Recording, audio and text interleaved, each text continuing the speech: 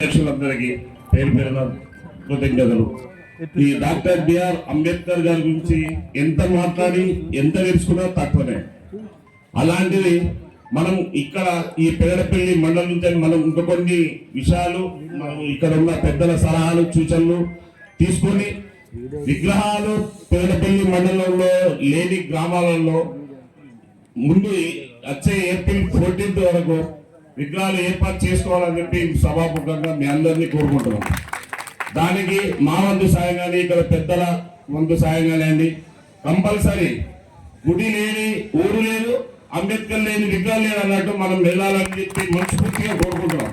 ఎందుకంటే మన జీవితాలు కానీ బలహీన వర్గాలకు కానీ మనకు ఒక దారి చూపిన వ్యక్తి అలా తన విగ్రహం ఉంటే లేచి ఒకసారి రాగలం పోగలం నాలుగు కూడా కానీ ఒకసారి ఏమంటే అంబేద్కర్ గారు విగ్రహం ఉన్నాయా అని చెప్పి అనుకొని మనం తలవాసుకొని పోయేటట్టు ఉండాలని చెప్పి మనం విగ్రహాలు ఏర్పాటు చేసుకోవాలని చెప్పి మనస్ఫూర్తి కోరుకుంటున్నాం.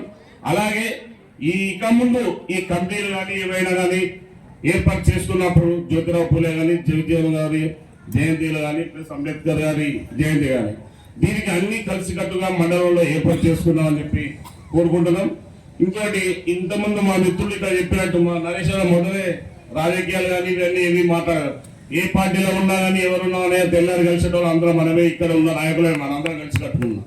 ఏ పరిపాలన చేసినా వాళ్ళు చేసిన 10 ఏళ్ళు మనం చేసిన 10 సంవత్సరాలు తర్వాత నిర్ణయించేది ప్రజలే.